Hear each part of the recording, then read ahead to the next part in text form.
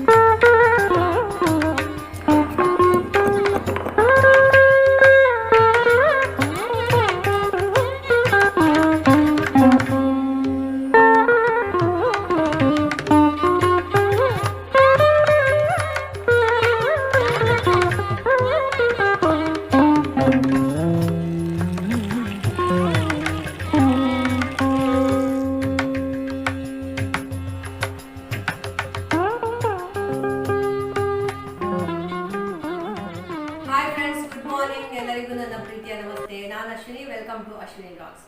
ಇವತ್ತು ನೋಡಿ, ನಾನು ಇಲ್ಲಿಂದ ನಿಮ್ಮ ಹತ್ರ ಮಾತಾಡಲಿಕ್ಕೆ ಸ್ಟಾರ್ಟ್ ಮಾಡಿದೆ. ಇಷ್ಟು ಹೊತ್ತಿನಾಗಿ ದಮ್ ಇರಲಿಲ್ಲ. ಚಪಾತಿ ಮಾಡೋದಂದ್ರೆ ಎಲ್ಲರಿಗೂ ಸಹ ಗೊತ್ತಿರ್ಬೋದಲ್ಲ, ಮನೆಯಲ್ಲಿ ಟೆನ್ಷನ್ ಅಂದರೆ ಟೆನ್ಷನ್, ಬೇಗ ಬೇಗ ಆಗಬೇಕು ಅಂತ ಹೇಳಿ. ಹಾಗೆ ಇವತ್ತಿನ ಬ್ರೇಕ್ಫಾಸ್ಟಿಗೆ ನಾನು ಚಪಾತಿ ಕೂರ್ಮಾ ಮಾಡಿದ್ದೇನೆ. ಅದು ಕೂರ್ಮಾ ಎಲ್ಲ ಇವಾಗ ನಿಮಗೆ ಮಾಡಿ ತೋರಿಸ್ಬೇಕು ಅಂತ ಹೇಳಿ ಇಷ್ಟ ಇದೆ, ಬಟ್ ನನಗೆ ಟೈಮ್ ಇದಾಗಲಿಲ್ಲ. ಅಂದರೆ ಮೊಬೈಲ್ ಎಲ್ಲ ಸೆಟ್ ಮಾಡಿದ್ರೆ ಲೇಟ್ ಆಗ್ತಲ್ಲ. ಸೊ ಹೇಗೆ ಉಂಟು ಅಂತ ನೋಡುವ ಬನ್ನಿ ನೀವು ಸಹ ನನ್ನೊಟ್ಟಿಗೆ ಬ್ರೇಕ್ಫಾಸ್ಟ್ ಮಾಡಲಿಕ್ಕೆ. ನಾವೆಲ್ಲರೂ ಸೇರಿ ಚಪಾತಿ ತಿನ್ನುವ. ಚಪಾತಿ ಕೂರ್ಮಾ ಇದು ಈ ಮಡ್ಕದಲ್ಲಿ ಮಾಡಿದರೆ ಅದರದೊಂದು ಟೇಸ್ಟ್ ಮತ್ತು ಸ್ಮೆಲ್ ತುಂಬ ಡಿಫ್ರೆಂಟ್ ಆಗಿರ್ತದೆ. ಒಮ್ಮೆ ಟ್ರೈ ಮಾಡಿ.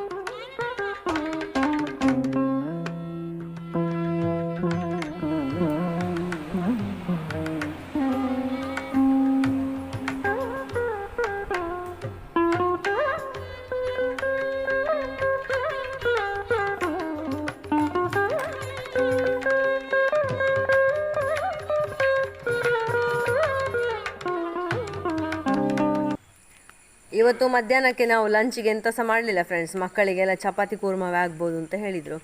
ಹಾಗೆ ಈಗ ನೋಡಿ ಸಂಜೆ ಆಯಿತು, ನಾನು ಬಂಟಿಯನ್ನು ವಾಕಿಂಗ್ ಕರ್ಕೊಂಡು ಹೋಗ್ತಾ ಇದ್ದೇನೆ. ಅಲ್ಲದೆ ಇವತ್ತು ಶುಕ್ರವಾರ ಕೂಡ. ಇನ್ನು ನಮ್ಮ ವಿಡಿಯೋ ಎಲ್ಲ ತುಂಬ ಇಂಟ್ರೆಸ್ಟಿಂಗ್ ಉಂಟು. ಒಳ್ಳೆ ಸೀನರೀಸ್ ಎಲ್ಲ ನಿಮಗೆ ನೋಡಲಿಕ್ಕೆ ಸಿಗ್ತದೆ. ಸೊ ಕೊನೆಯವರೆಗೆ ಸಹ ಮಿಸ್ ಮಾಡದೆ ನೋಡಿ ಆಯಿತಾ, ಸ್ಕಿಪ್ ಮಾಡಬೇಡಿ. ತುಂಬ ಇಂಟ್ರೆಸ್ಟಿಂಗ್ ಇದೆ ವಿಡಿಯೋ. ನಾವು ಟ್ರೆಡಿಷ್ನಲಿ ನಮ್ಮ ಮನೆಯಲ್ಲಿ ಶುಕ್ರವಾರ ದಿವಸ ಏನೆಲ್ಲ ಮಾಡ್ತೇವೆ, ಏನು ವಿಷಯ ಎಲ್ಲ ಅಂತ ಇವತ್ತಿನ ವೀಡಿಯೋದಲ್ಲಿ ನಿಮಗೆ ನೋಡಲಿಕ್ಕೆ ಸಿಗ್ತದೆ. ಟೋಟಲಿ ಫ್ರೈಡೇ ದಿವಸ ಬೆಳಿಗ್ಗಿನಿಂದ ರಾತ್ರಿವರೆಗಿನ ರುಟೀನ್ ಇವತ್ತು ಫುಲ್ಲು ನನ್ನ ವೀಡಿಯೋದಲ್ಲಿದೆ. ಸೊ ನೀವು ನೋಡಿ ಎಂಜಾಯ್ ಮಾಡ್ಬೋದು. ನಾನು ಯಾವತ್ತೂ ಕೂಡ ಹಾಗೆ ಮನೆಯಲ್ಲಿ ಬೆಳಿಗ್ಗಿನ ತಿಂಡಿ ಏನಾದರೂ ಉಳಿದಿದ್ರೆ ಎಲ್ಲರ ಹತ್ರ ಕೇಳಿ ಅನ್ನ ಎಲ್ಲ ಇಡೋದು. ಎಕ್ಸ್ಟ್ರಾ ಆದರೆ ವೇಸ್ಟ್ ಆಗೋದು ಬೇಡ ಅಂತೆಲ್ಲ ಹೇಳಿ. ಹಾಗೆ ಈಗ ಬನ್ನಿ, ನಾವು ವಾಕಿಂಗ್ ಹೊರಟಿದ್ದೇವೆ. ನೀವು ಕೂಡ ನಮ್ಮನ್ನು ಜಾಯ್ನ್ ಆಗಿ. ನಮ್ಮ ಹೊಳೆ ಬದಿ, ಗೌರಿ ಹೊಳೆ ಬದಿಗೆ ಹೋಗ್ತಾ ಇದ್ದೇವೆ ನಾವೀಗ. ಅದರ ನಂತರ ನೆಕ್ಸ್ಟ್ ನಾನು ಕೇಪಳ ಹೂವೆಲ್ಲ ಕೊಯ್ಲಿಕ್ಕೆ ಉಂಟು, ಅಲ್ಲಿಗೆಲ್ಲ ಹೋಗ್ತೇನೆ. ಒಳ್ಳೆ ಸನ್ಸೆಟ್ ಎಲ್ಲ ನಿಮಗೆ ನೋಡಲಿಕ್ಕೆ ಸಿಗ್ತದೆ. ಅಲ್ಲಿ ತುಂಬ ಬರ್ಡ್ಸ್ ಇದು ಚಿರ್ಪಿಂಗ್ ಎಲ್ಲ ನಿಮಗೆ ಕೇಳಲಿಕ್ಕೆ ಸಿಗ್ತದೆ. So stay tuned.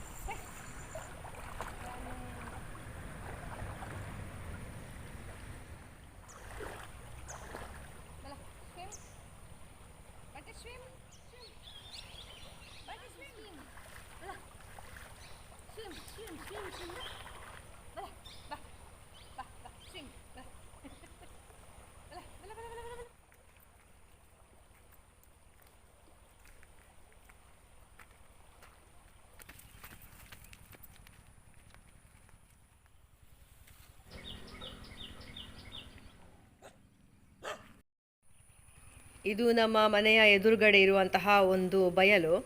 ಇಲ್ಲಿ ಒಬ್ಬರು ತರಕಾರಿ ಮಾಡ್ತಾ ಇದ್ದಾರೆ ಒಂದು ಸ್ವಲ್ಪ ಜಾಗದಲ್ಲಿ, ಮತ್ತೆಲ್ಲ ಇಲ್ಲಿ ಹುಲ್ಲೆಲ್ಲ ಬೆಳೆದಿದೆ. ಸೊ ಇಲ್ಲಿ ತುಂಬ ಕೇಪಳ ಹೂ ಉಂಟು, ಅದನ್ನು ಕೊಯ್ಲಿಕ್ಕೆ ನಾನೀಗ ಇಲ್ಲಿಗೆ ಬಂದಿದ್ದೇನೆ. So follow me.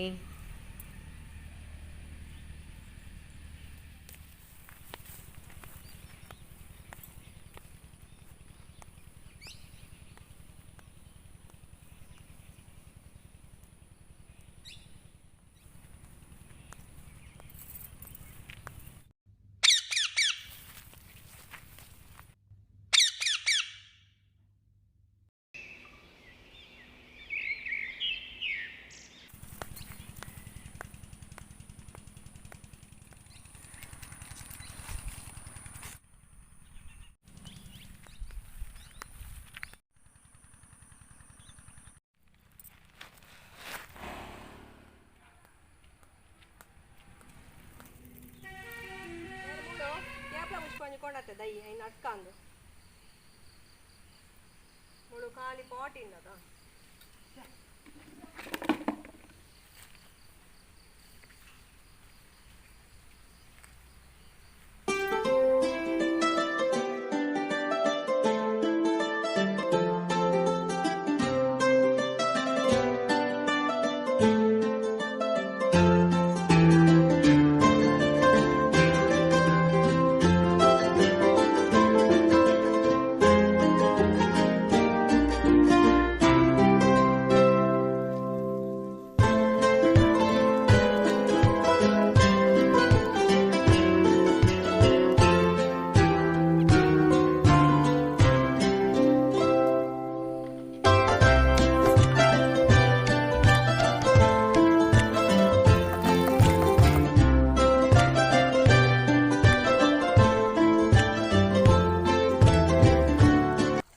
ನಾವು ಅಷ್ಟಮಿ ದಿವಸ ಕೆಲವೆಲ್ಲ ಬೀಜ ಹಾಕಿದ್ದೇವಲ್ಲ, ಅದರಲ್ಲಿ ಕೆಲವಾರು ಗಿಡಗಳೆಲ್ಲ ಬೀಜಗಳೆಲ್ಲ ಗಿಡ ಆಗಿದೆ, ಸಣ್ಣ ಸಣ್ಣ ಗಿಡ.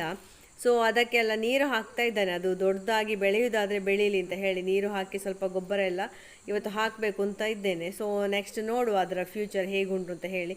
ನೀವು ಸಹ ನೋಡಲಿಕ್ಕೆ ಇದ್ದೀರಿ. ನೆಕ್ಸ್ಟ್ನ ವೀಡಿಯೋದಲ್ಲಿ ನಮ್ಮಲ್ಲಿ ಏನೆಲ್ಲ ತರಕಾರಿ ಎಲ್ಲ ನಾನು ಬೆಳೆಸಲಿಕ್ಕೆ ಟ್ರೈ ಮಾಡ್ತೇನೆ, ನಮ್ಮ ಆರ್ಗ್ಯಾನಿಕ್ ರೀತಿಯಲ್ಲಿ, ನಮ್ಮ ದೇಸಿ ಹಸುವಿನ ಸೆಗಣಿಯನ್ನು ಬಳಸಿಕೊಂಡು ಅಂತ ಹೇಳಿ, ಆಯಿತಾ. ಬಟ್ ನಮಗೆ ಇಲ್ಲಿ ಇರುವಂತಹ ಮೇನ್ ಟಾಸ್ಕ್ ಅಂತ ಹೇಳಿದರೆ, ಒಂದು ಮಂಗನ ಉಪದ್ರ, ಮತ್ತೊಂದು ನವಿಲು, ಬೀಜ ಹಾಕಿದನ್ನೆಲ್ಲ ನವಿಲು ತಿಂತದೆ, ಮತ್ತೊಂದು ನನ್ನ ಹಸುಗಳು. ಸೊ ಈ ಗಿಡಗಳು ಬೆಳೆದು ದೊಡ್ಡ ಆಗುವವರೆಗೆ ಆದಷ್ಟು ನನ್ನ ಹಸುಗಳನ್ನು ಕಟ್ಟಿ ಹಾಕಬೇಕು ಅಂತ ಇದ್ದೇನೆ. ನೋಡುವ ಏನೆಲ್ಲ ನನಗೆ ಮಾಡಲಿಕ್ಕೆ ಆಗ್ತದೆ ಅಂತ ಹೇಳಿ. ಅವರನ್ನು ಕಟ್ಟಿ ಹಾಕೋದು ಅಂತ ಹೇಳಿ ನನಗೆ ಸ್ವಲ್ಪ ಬೇಜಾರಿನ ವಿಷಯ, ಆದರೆ ಈ ಸರ್ತಿ ಸ್ವಲ್ಪ ಕಟ್ಟಿ ಹಾಕಿ ಎಲ್ಲ ಮಾಡಬೇಕು ಅಂತ ಇದ್ದೇನೆ. ನೋಡುವ. ಅಲಸಂಡೆ ಬಳ್ಳಿ ಉಂಟಲ್ಲ, ಅದರಲ್ಲಿ ಒಂದೇ ಒಂದು ಎಲೆ ಇಲ್ಲ, ಎಲ್ಲ ಎಲೆ ತಿಂದಿದೆ, ಆದರೆ ಅಲಸಂಡೆಯನ್ನು ಮಾತ್ರ ತಿನ್ನೋದಿಲ್ಲ ಕಾಣ್ತದೆ ಹಸುಗಳು. ಅದೊಂದು ಬಾರಿ ವಿಶೇಷ. ನೋಡಿ, ನನಗೆ ಅಷ್ಟು ಅಲಸಂಡೆ ಸಿಕ್ಕಿತು, ಮೊನ್ನೆ ಸಹ ಸಿಕ್ಕಿತು ಒಂದು 4, ಅದು ಅಲ್ಲಿಗೆ ಒಣಗಿ ಹೋಯ್ತು ಅಂತ.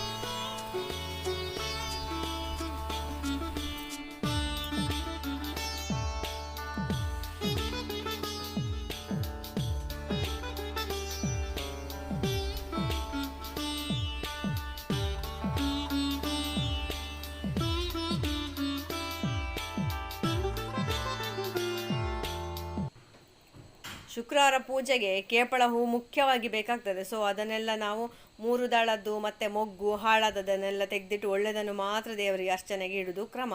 ಹಾಗೆ ಅದೆಲ್ಲ ಮಾಡಿ ಆಗಿ ಇದೊಂದು ಉಂಡ್ಲುಗ ಅಂತ ಮಾಡ್ತಾ ಇದ್ದೇನೆ. ಇದಂದರೆ ನಾವು ರೆಗ್ಯುಲರ್ ಆಗಿ ಮಾಡೋದಿಲ್ಲ, ನಿಮಗೆ ತೋರಿಸ್ಲಿಕ್ಕೆ ಬೇಕಾಗಿ ನಾನು ಮಾಡ್ತಾ ಇರೋದು. ಈ ಉಂಡ್ಲುಗ ಕೂಡ ನಮ್ಮ ದೇವರಿಗೆ ತುಂಬ ಇಷ್ಟ, ದುರ್ಗೆಗೆ. ಹಾಗೆ ನೋಡಿ, ಈ ಥರ ಸಣ್ಣ ಸಣ್ಣ ಅಕ್ಕಿಯ ಉಂಡೆಗಳನ್ನಾಗಿ ಮಾಡಿ ಬೆಲ್ಲ ಮತ್ತು ಹಾಲಿನಲ್ಲಿ ಅದನ್ನು ಬೇಯಿಸೋದು. ಫಸ್ಟಿಗೆ ಬೆಲ್ಲ ಹಾಕಿ, ತುಪ್ಪ ಮತ್ತು ಬೆಲ್ಲ ಹಾಕಿ ಅದನ್ನು ಕಾಯಿಸಿ ಮತ್ತೆ ಹಾಲು ಹಾಕಿ ಬೇಯಿಸಿದರೆ ಉಂಡ್ಲುಗ ರೆಡಿ.